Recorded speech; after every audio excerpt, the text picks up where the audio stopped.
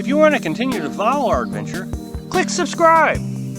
So you don't miss anything, click the bell notification. Oh, Laughs on the Road, subscribers and followers. Homelessness. When we started this adventure a year and a half ago, I had no idea about homelessness. I never saw anybody say anything about homelessness. I never saw a YouTuber talk about homelessness. It just did not occur to me that people were out here living are homeless. And so it became a real shocker when we came out here and we started almost immediately seeing homeless people. After the first month, we stayed in Mississippi, we didn't see any homeless there, but we got into Tennessee and I mean, boom, there it was. I mean, so a month into our adventure and we saw absolute despair, not just from one or two people. The whole campground was just populated with homeless people or people that were addicted or making illegal substances. I would say 90% of the places we have been, we have seen homelessness. Now, there are two types of homeless that I see. Those that are trying to accept who they are, and what situation they're in, and they're making the best of it and doing a really good job. They're not tearing the campgrounds up. The one we met in Florida, I really love his story. He claims to be homeless. He would much rather be living in a house, but he lives in a very old Airstream. It's not even called an Airstream. I'm not sure what it's called, but so he lives in this Airstream. Well, when we first met him over a year ago in Florida, he was moving around from campground to campground, doing the best he can with his old 1980, 81 Chevy van. Well, he finally landed a campsite host job right there in the Apalachicola National Forest. It's not a paid gig. I mean, the only thing he gets is a spot to stay. He doesn't have to move around, which is saving him money on gasoline, having to move around. And he's got to clean the bathrooms and rake the leaves, and that's it. It does have a water spigot, but there's nothing he can hook up to, but, you know, he can get his buckets of water. There's somebody who's just trying to get through life. He knows he's homeless. I think he believes his situation isn't going to improve. And then you got those homeless who just think that the world is after them, and so they tear up everything they see. The one I mentioned a little while ago in Tennessee, those folks really felt like society owed them something. The bathrooms were absolutely devastated. I mean, just nasty. You couldn't even walk. There was human waste all over the floors. And these guys were coming around every other day to clean it. The day we got there, they cleaned it. And then 2 days later, they cleaned it. And that's when they shut the place down. So that is the kind of homeless that is really, I think, what we're seeing in the news. But here's the problem with that. Those folks who are tearing the place up are causing everybody else a lot of grief. So the one that I just mentioned in Tennessee, that is what's hitting the news. But then you go over to the one where I talk about the campsite host where he's trying to improve a situation.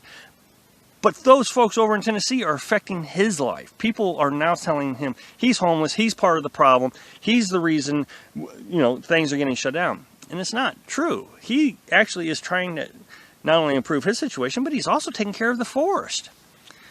So I think this is a plus for him, but he is put into this category as the ones in Tennessee. But it doesn't stop there. It does get worse. Carolyn and I and a lot of different RVers who choose to live out in the forest or BLMs, and they truly are making a revenue source. They don't consider themselves homeless. They could go get a house right now if they wanted to. They're also put in this category of homelessness. And you see it all the time.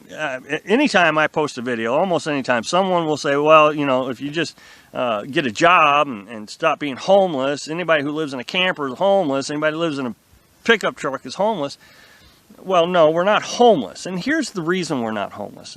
Not because I say I'm not homeless, not because I can prove that I have money, because I am spending money in the area that I'm staying at. I'm more of a tourist than a homeless person. So I would think that the folks who are truly just wanting to see the lifestyle should be welcomed into a community, but they're not, because of the original group back in Tennessee who tore the place up. So it's these folks that have the real issue that's causing the problem for everybody else. And that is what we need to address. I can guarantee you I will have 2 or 3 comments on this video alone saying to me, how can you be making a homeless video when in fact you're homeless? See, so I mean, how can you say that? I am providing revenue to you, to your community, when I go buy groceries or buy gasoline or spend money on entertainment, see the attractions. So you should welcome that. Instead of you being condescending, you should be looking at, okay, well, this guy who is helping provide some revenue, how can we use that kind of income or any other kind of income to take care of the original problem, which was the ones in Tennessee who just tear things up because they think that we owe them something. That's what we need to address. And usually those kind of homeless folks are the ones that have the addiction issues. Now, I do admit that the one that had the alcohol issue there in Florida, he admitted that he has an alcohol issue, but he has accepted that that's his problem, and he has tried to do other things to overcome that problem. I'm not trying to justify what he's doing. I'm not trying to say he's better than anybody else, but I do know that he is trying to improve at least the campsite or the national forest, while the others are just trying to destroy it. And then you got the third group, obviously, that just want to go around and see the country.